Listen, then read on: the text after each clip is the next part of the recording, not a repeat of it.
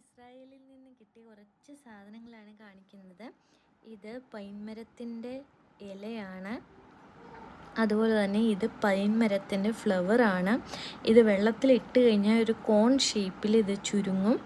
വെയിൽ വരുമ്പോൾ ഈ ഫ്ലവർ വിരിയും. ഇത് ചെങ്കടലിലെ മണ്ണാണ്. ചെങ്കടലിൽ നിറച്ച് ഉപ്പ് രസമായതുകൊണ്ട് ഉപ്പ് വെള്ളമാണിത്. അതുകൊണ്ടാണ് നമ്മൾ ചെങ്കടലിൽ പൊങ്ങിക്കിടക്കുന്നത്. ഒലിവ് മരത്തിൻ്റെ ഇലയാണിത്. ഒലിവ് ഫ്രൂട്ടിൻ്റെ സീഡാണിത്.